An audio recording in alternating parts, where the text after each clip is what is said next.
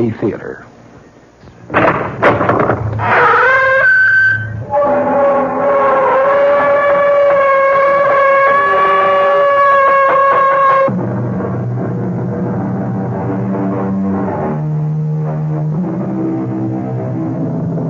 Come in. Welcome. I'm E.G. Marshall. How nice to see you again. It's good to know that you've become a regular visitor. And since you're such a good customer, it's only fair to warn you that the story you're about to hear may be a little bit more disturbing than most. If the sounds of a woman screaming in utter terror unnerve you, then perhaps you may not want to listen to a tale called Where Fear Begins. It's a story about exactly that, fear. But perhaps the best way to find out is to hear what happens to Amanda Shepard on a dark night when moonlight streams through her window, but not just moonlight. Our mystery drama, Where Fear Begins, was written especially for the Mystery Theater by Henry Slessor and stars Kim Hunter.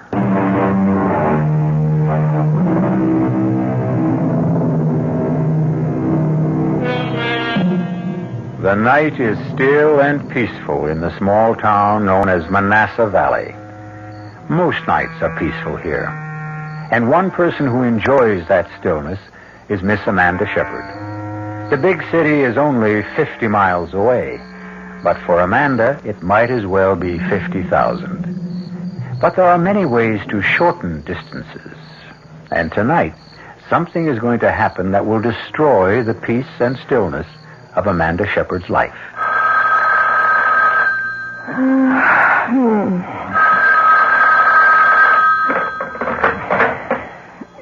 Yes.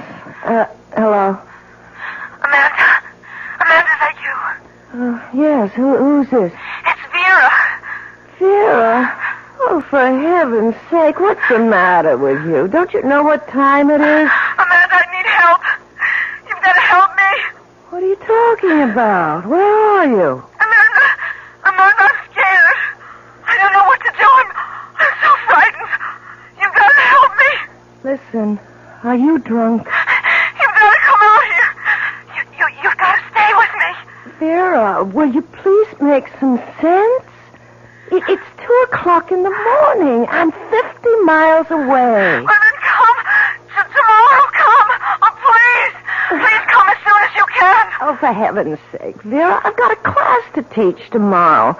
Come to think of it, it's even worse than that. I have a faculty meeting. Amanda, don't you understand? I need you. Don't make me explain. Just come. All right. Look, I can't promise when I'll be there exactly. Where are you staying? Vera? Vera, what's the address? Did you hear me? Vera, are you still there? Vera!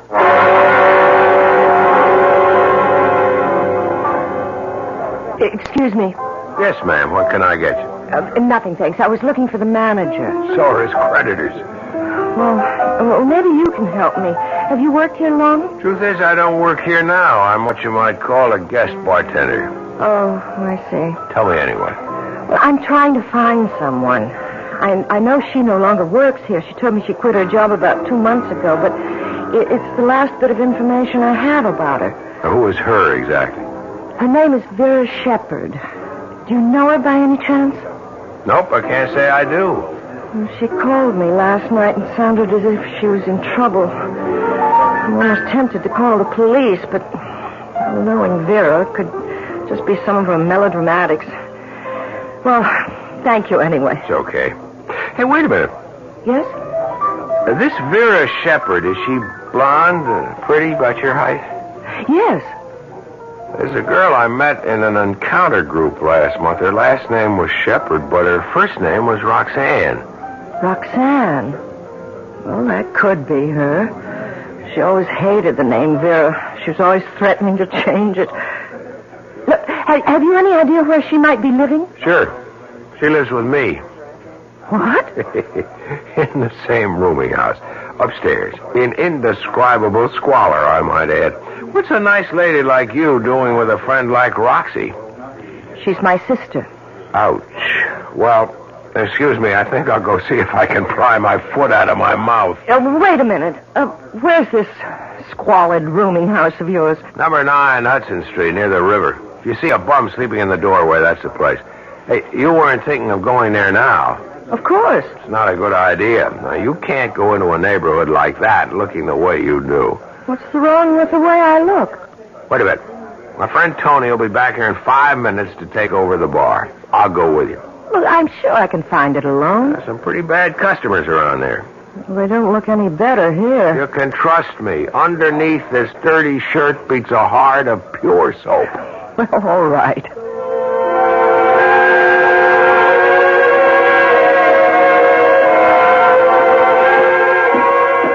Careful of those stairs. They're in bad shape. How can people live in a place like this? Nobody lives here. We exist on another plane. Our bodies may wallow in filth, but our souls live in penthouses.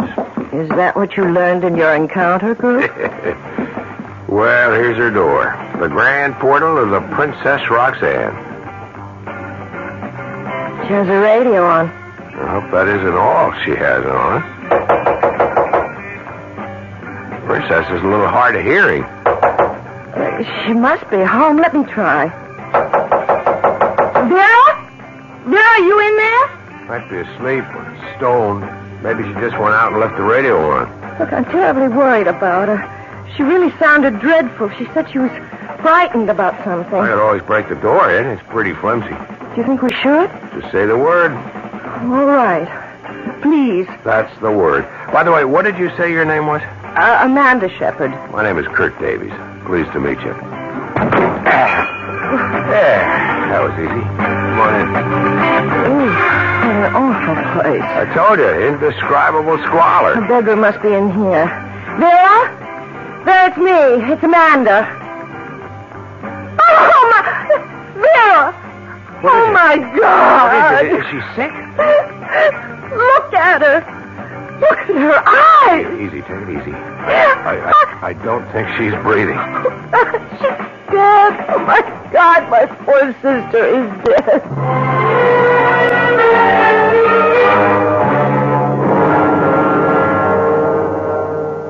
All right, Miss Shepard, if you think you can talk about it now, let's get a few of the facts straight. There's only one thing you have to get straight, Lieutenant Verrier. Somebody did this to my sister. Yeah, you told me. How long were you two separated? A little over a year. She left Manassas Valley about 14 months ago. What for? Just to come to the big city? I suppose that was her reason. Any other reason you know about? Was there a man, for instance? There was a man, all right, but not what you're thinking. Vera had a fight with our father. Your father live in Manassas Valley? Yes, my sister and I never got along very well with him. The both of you? Yes, both of us. But then Vera had this fight with him, and she packed her bags and left. She had some idea of becoming an actress or a singer or something like that. And did she? No. I don't know what she became here. And when she called you last night, what did she say exactly? She just said she was scared. Scared out of her wits, and I heard this terrible scream. Lieutenant, there's only one explanation. Somebody was after her. Somebody was in her apartment last night and killed her. I'm sorry, Miss Shepard, but this is no murder case. But you saw her eyes. You saw the way she looked as if she'd been frightened to death. There's just no such thing, Miss Shepard. At least not on the law books. Your sister suffered a cardiac arrest. That's a heart attack. I can't believe that. That look on her face. It was just a death agony. That's all you saw. Somebody was after her. Some man, probably. I'm sure of it. Maybe she was scared because she was sick. There was nothing wrong with her health.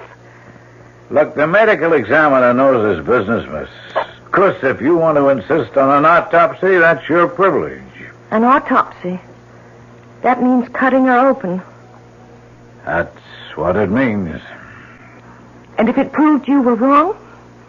That she didn't die of natural causes? Oh, we'd be the first to admit it. All right, then. I want an autopsy. Look, I'm sure that something horrible happened to Vera. Okay, whatever you say, Miss Shepard. I'll be in touch with you. Oh, where will you be staying? I'll be staying right here.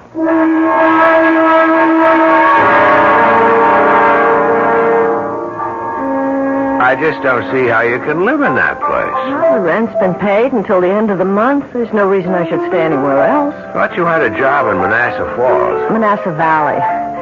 I do have a job. I teach school. I've already asked for a leave of absence. Look, I'm not leaving here until the police do something about this. You may have a long wait. It doesn't matter how long. I know something happened to my sister, and nobody seems to care. Listen, I'll be taking care of the bar for another couple of hours. Why don't I meet you later for a drink or something? No, I have to get home. I have to call my father, and I have to get some sleep. I'm so dreadfully tired. Okay, but if you need a friend, remember, I live 1 floor away. Yes, I'll remember.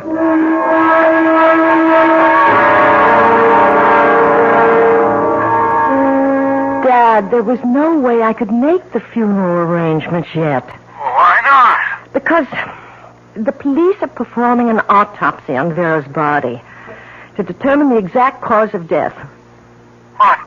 I thought you told me she had a heart attack. Yes, but I still thought it'd be wise to learn more about it. Dad, she was only 26 years old. Yeah, but she wasn't a well girl, Amanda. You know that. She had rheumatic fever when she was a child. Always seemed perfectly well to me. Look, Dad, I'm just not satisfied about this. That's all there is to it. That's why I'm not coming home until I find out more.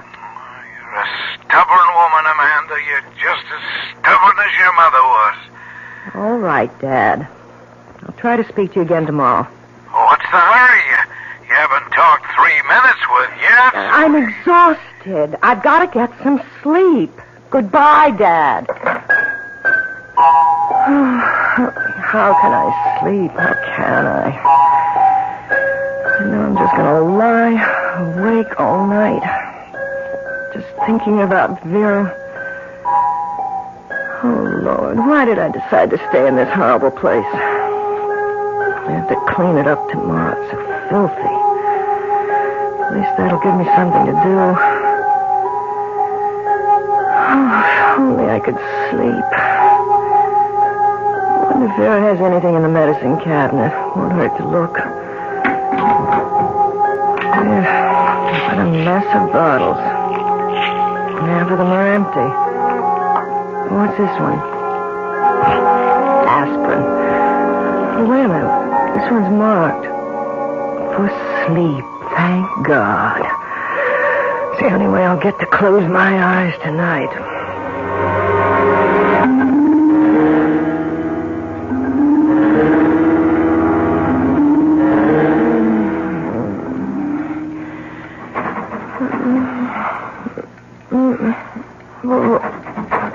What is it?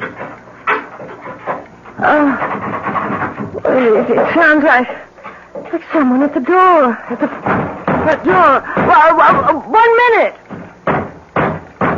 All right, I'm coming. I can just find my slippers. Who is it? Oh, my God. Oh, my God, who's out there? Who is it? Who's out there? Go away! Go away! Whoever you are, go away! The door! The lock's broken! It's coming in here! Oh, God, it's coming in! Ah! Oh, dear Lord, help me! Help me, somebody! Ah!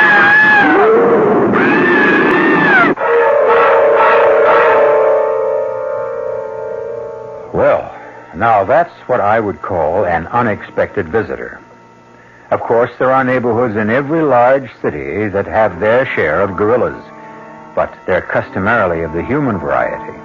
How did this specimen get to Amanda Shepard's apartment? I'd be glad to tell you, but That would be spoiling the surprises that...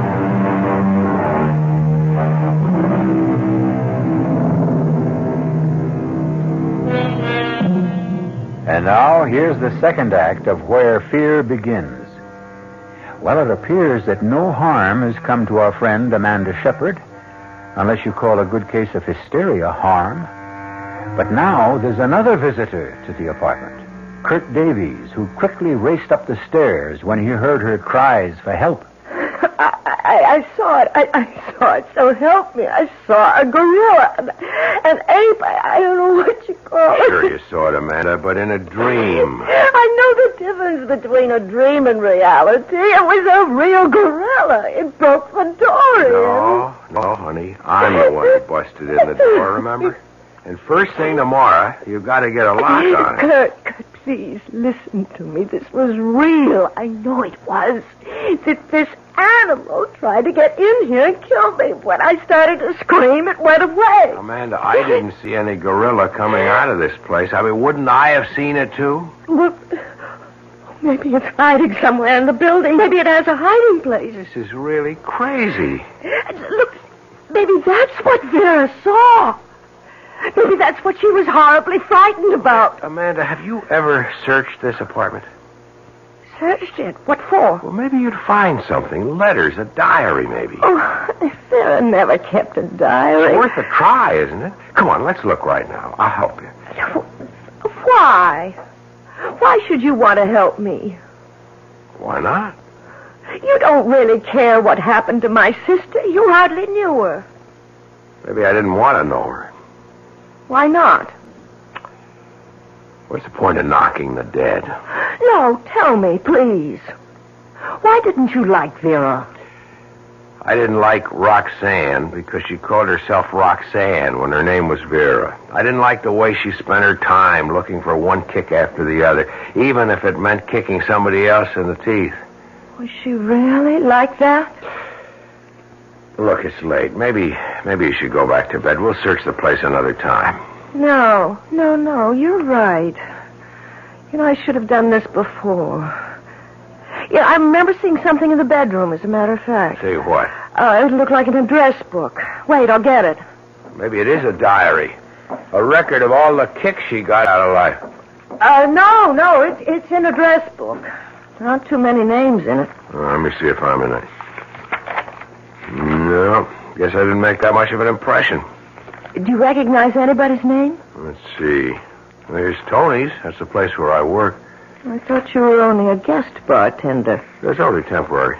Till my rich uncle in Argentina dies. That is, if I have a rich uncle. Wait a minute. What'd you find? Are you sure your sister was healthy? Well, my father doesn't agree, but I think she was, yes. I mean healthy in the head. Ever occur to you that the call she made to you that night was just... Well, that she might have been wigging out? Oh, no. Look, I'm sure Vera wasn't crazy. Well, the reason I ask is she has Dr. Swaley's number in her book. Who? Dr. Raymond Swaley. I've heard of him. What kind of a doctor is he? I suppose you could call him a shrink, but I think he calls himself a psychologist. If your sister Vera was all that together, would she be seeing someone like that? I don't know.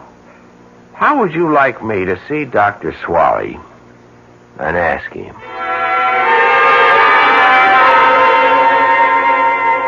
No, the name isn't familiar, I'm afraid.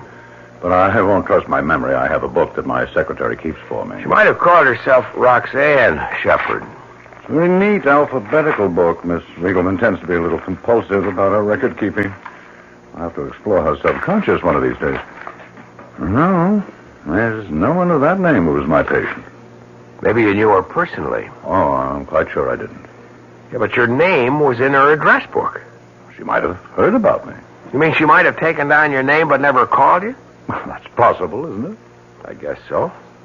How old did you say the girl was? 26. Pity. And the cause of death? They called it cardiac arrest, but her sister doesn't believe it. She insisted that an autopsy be performed. Was it? Yes. And the result? Negative. It was heart failure, all right. Well, then, why isn't the lady satisfied? Because she still thinks that people can die of fright. Pure and simple fright. What's the use of my staying any longer, Kurt? I'm just packing up Vera's things and leaving. You want me to help you? No, I'm just taking everything that belonged to her, not even trying to sort it out. Don't forget the stuff in the medicine cabinet. I'll bring it to you. Most of the bottles are empty. So I see, but this one isn't. What's this, Amanda? Sleeping pills. I took one of them last night. Hey, wait a minute. Let me see that again. Kurt, look. The label. How about it? It says Dr. Swally. What?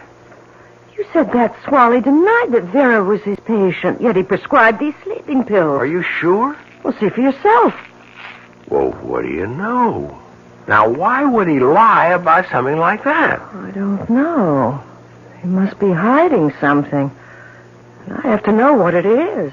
Yeah, but how? If he lied to me once, he'll lie again. Look, what if I went to see him? But I told him about your being Vera's sister. What if I didn't go there as Vera's sister? If I went as a patient?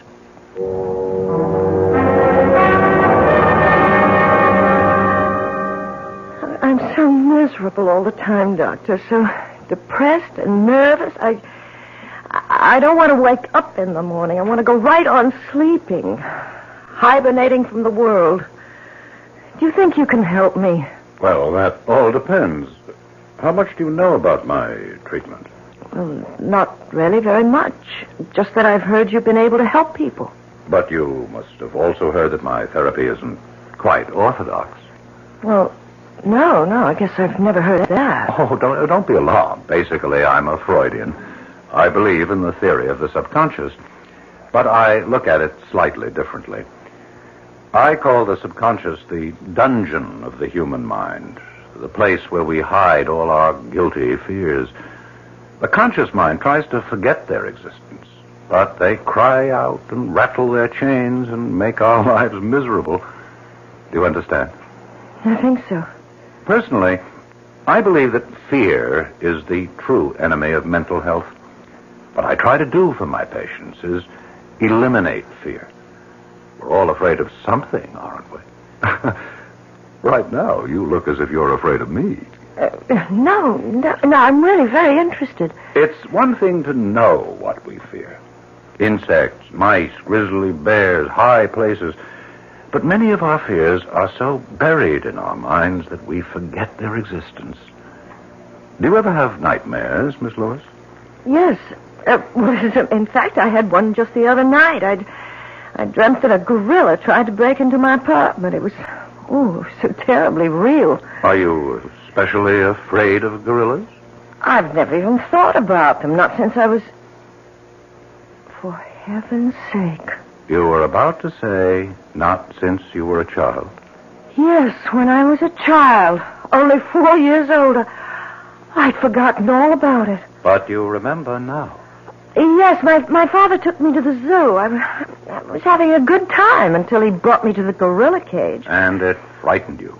Well, at first I was fascinated. I'd never seen anything like it before.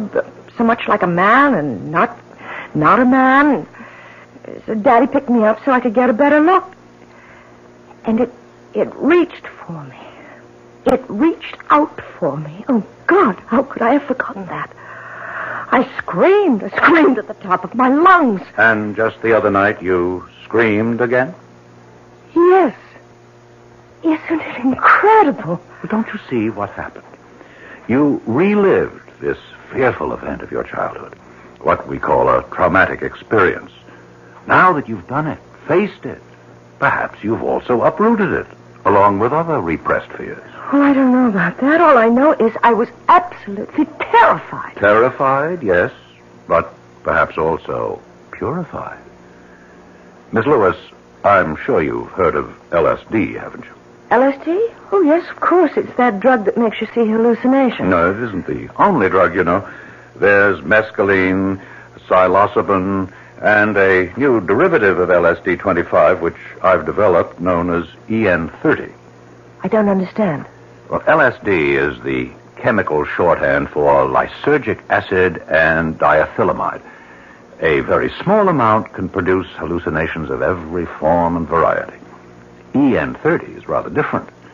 It produces only one kind of hallucinatory affect. The affect of fear. Fear? Some people call it, incorrectly, the horror drug. It's a powerful hallucinogen. Dangerous when used carelessly, but extremely useful under controlled conditions. It goes right to the sub-basement of human consciousness and brings up images from the very place where fear begins, the dungeon of our minds. You mean it makes people see the things that they're afraid of? Yes, usually the things which frightened us when we were children. And what makes it dangerous? The fact that we might be scared to death? Oh, scared to death is a highly inexact term. But in certain cases... In the case of a heart condition? Oh, I would never administer the drug to anyone with such a history. How long does the effect last? Well, varies greatly among individuals, but like LSD, the effect can often be cyclical. That is, the hallucinations can return on a cyclical basis, even if no EN30 has been taken for several days. This is one reason why controlled use is very important. Dr. Swally, are you giving this drug to all your patients? Oh, no, my dear. Only to a few, and under strictest supervision. And, of course, with their complete understanding and agreement. I see. Yes, I really think I understand now, Doctor. Listen, Amanda, do you know what you're saying? You're accusing Swally of being a criminal. That's why he lied to you. He was afraid to admit that Vera was his patient because he gave her this horror pill of his. And she died. Well, you don't know that for sure, Amanda. I don't know it. He says he never gave anyone the pill except under controlled conditions. But he lied.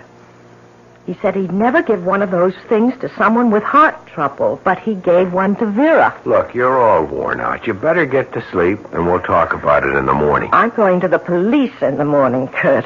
Will you go with me? Amanda, I've already been to the police. What? I saw Lieutenant Duryea. But why? I've been worried about this undercover game you've been playing. So I talked to Duryea, told him about what you were doing and what you suspected. And? Duryea made a check of Swally's records, Amanda. He made it part of the routine police inquiry into your sister's death. What are you trying to say? Swally wasn't lying about it. What? He wasn't lying about your sister. She was never his patient. The sleeping They pills. must have belonged to one of your sister's roommates, or maybe she just swiped them from somebody else's house. Didn't you tell me that Vera was always swiping things? Oh, Kurt. Then I'm wrong. It wasn't his fault. That's the way it looks. If your sister was having nightmares, she was having them on her own.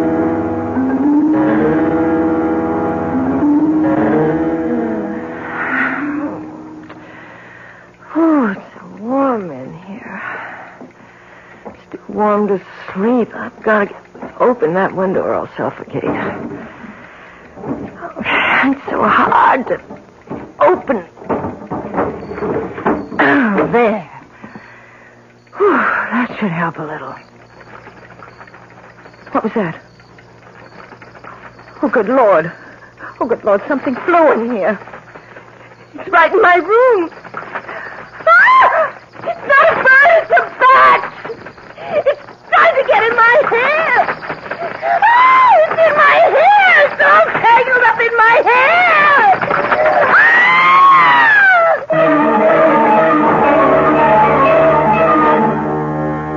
What is there about a bat which fills almost all of us with dread?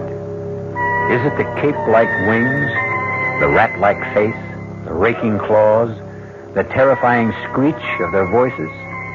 Can anyone blame Amanda Shepard for the cry of horror she emits when that winged monster comes flapping into her room?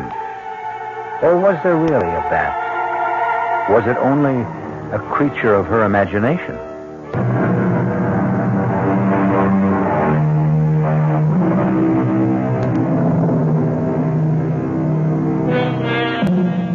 Amanda Shepard has had another nightmare.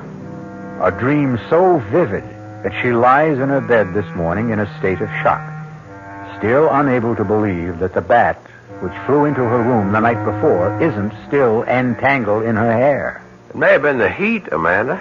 This building is a real hot box when the weather turns warm. Yes. I don't know. Maybe that's all it was. Maybe I had some kind of a heat stroke. If you ask me, you ought to get out of this apartment right now. Maybe that's another reason you have bad dreams. This place is depressing you. Yes, you're right. There's no point in my staying here anymore. The police have proved that, haven't they? You just have to accept the truth. Your sister died because she died.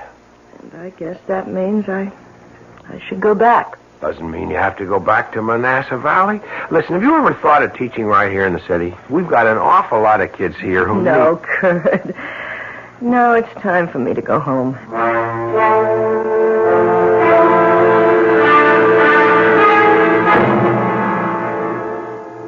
So the whole thing was a waste of time, wasn't it?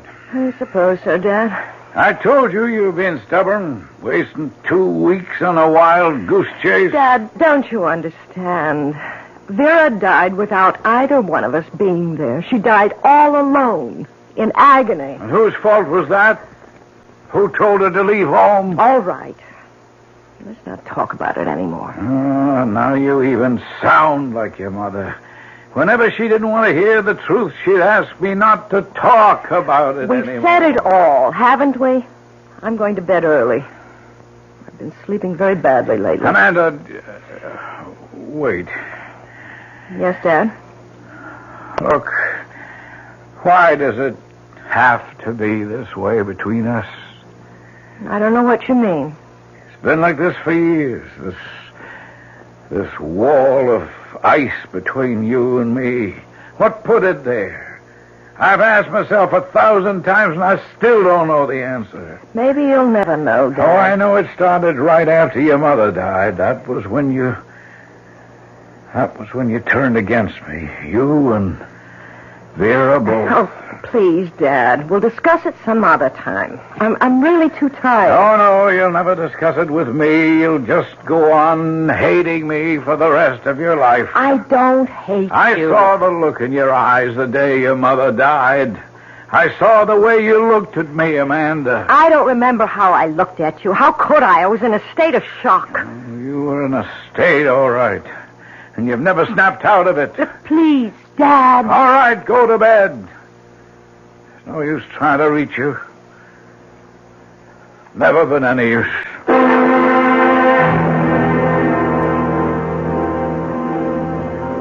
Hi, handsome. Hey, this is turning into a permanent job for you, isn't it? I guess I'm just a natural-born bartender, that's all. What can I get you tonight? Well, how about a Manhattan? Did you learn how to make one of those? I'll give it a try. Hey, how's your blonde friend these days? Which one? I know a half a dozen blondes. You know the one I mean. The one who looks like a school teacher. She is a school teacher. No kidding. Now, where is she now? Going back to teaching school, I guess. Hey, you really liked her, didn't you? That's what I heard around. I liked her. But she's strictly a small-town girl. Is it true that she was Roxy's sister? That's right. It's hard to believe, isn't it? That Roxy Shepherd would have a sister like that. Hey, did you know that I was her last roommate? What? That's right. I paid half the rent on that filthy pad of hers. I couldn't stand it more than 1 week. She was stoned all the time, you know. Yeah, I figured she hit the stuff pretty hard. That girl would take anything, as long as there was a kick in it. She even went to some doctor just to get some kind of pill he was handing out. What'd you say? She heard about some nutty kind of LSD that a shrink was using on his patient. She told me she was going to see him and get some... Hold it a second. Do you know the shrink's name? No. Was it Swally? Dr. Raymond Swally? Well, how should I know? Well, I've got to know. How many times do I have to tell you I never had a patient by that name? If you don't believe me, ask the police. All right, maybe you never had a patient named Shepherd, but maybe she didn't give you her right name, first or last. I'm quite sure you're mistaken about this. I've only administered EN30 treatment to 4 patients. I can assure you this girl wasn't one of them. Dr. Swally, will you just look at this photograph? Oh, all right. Now, look, does she look at all familiar? Nope. I never treated her. Look carefully. It's a professional portrait. She thought she wanted to be an actress, and she's pretty heavily made up. Never saw this woman before. Well, I guess I'm wrong. All right, Doctor. Sorry I bothered you again. Wait. Just a minute. Something come to you? She does look familiar. She wasn't a patient, but I have seen her before. Where? Right here in my office. She came in without an appointment. That's why there was no record of her. She just sat outside and waited. And did you see her? Just for a few minutes. Just long enough to realize that she wasn't interested in therapy. All she wanted was the drug. EN30. I told her that I wouldn't accept her as a patient, that she wasn't nearly stable enough. I gave her a prescription for a mild sleeping compound, nothing else. But then... Then what? Well, I don't know this for certain. I could be mistaken about it. About what, Doctor? I always suspected that she might have been the one who stole those pills. Wait a minute. Are you saying that Vera Shepard stole some EN30 from you? I can't prove it. It wasn't until days later that I missed them. I remember stepping out of the room for a few minutes to take a call from a hysterical patient. Dr. Swally, Vera Shepard was a klepto. Her sister told me that she stole things all the time. If she stole those pills of yours... Good Lord.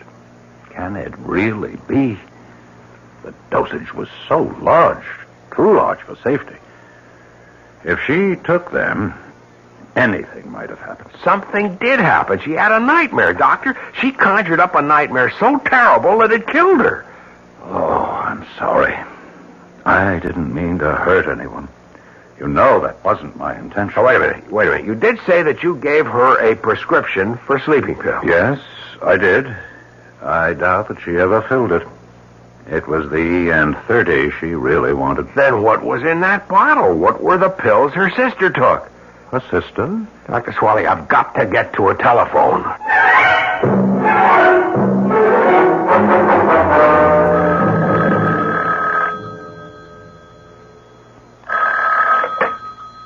Hello? Hello, is Amanda Shepard there? Oh, yes, she's here, but she's asleep right now. Who is this? Is this Mr. Shepard? Oh, that's right. Can I take a message? Mr. Shepard, you don't know me. I met your daughter in the city, but it's very important that I speak to her right away. Well, I'm sorry, but I told you she's fast asleep. Would you know if she's taken anything to help her sleep? As a matter of fact, I thought I did see her take something. She's very Listen, tired. Mr. Shepard, you've got to get a doctor for her right now. I know it sounds crazy, but if she took a pill that her sister was using, she may be in danger. Well, wait, what are you talking Please, about? I'm driving out there, but your daughter may be in terrible danger right now.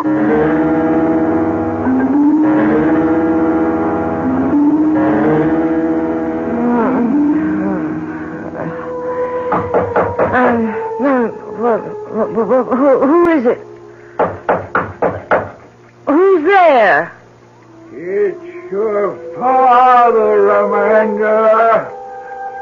Let me in. Dad? The door's open. I can't open it, Amanda. You'll have to open it for me. Oh, all right. You see why I couldn't open the door, Amanda. I have your mother. I have to hold your mother. Oh, God, she's bleeding. She's covered with blood. Warned her, Amanda. I said I would kill her one day, and now I've done it. I've killed your mother.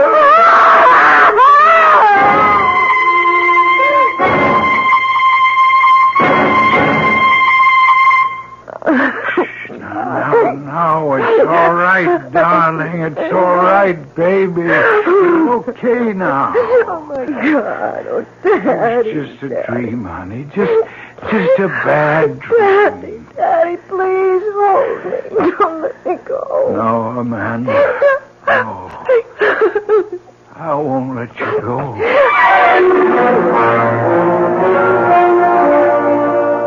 That's what Dr. Swally told me himself, Amanda. He's discontinuing the use of EN30. Says it's far too dangerous to take any more chances with. Frankly, I think he's right. Kurt, do you know what my decision was? What? I saw my father walking into the bedroom, carrying my mother's dead body. Ouch, that must have been pretty grim. Well, the strange part is, it reminded me of something. Something I'd forgotten a long time ago. What was that? When I was a little girl, I used to hear my father and mother arguing downstairs. Fighting with each other night after night. Well, I was so afraid. Well, it's understandable. But you know what I was afraid of? I was afraid that my father was going to kill my mother. That's an awful thought. Well, it wasn't true, of course, but it was a fear that stayed with me all this time. But now I feel as if I can get rid of it. Kurt, I know it sounds crazy, but wouldn't it be something if it turns out that Dr. Swally had the right idea?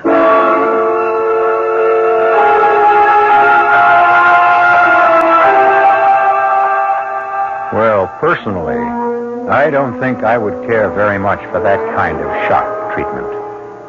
In fact, I think I'd rather have my neurosis and gorillas, bats, and so forth in my house. But to each his own, huh? Our cast included Kim Hunter, Mason Adams, Alan Hewitt, Ian Martin, and Phoebe Doran. The entire production was under the direction of Hyman Brown. This is E.G. Marshall inviting you to return to our Mystery Theater for another adventure in the macabre. Until next time, pleasant dreams.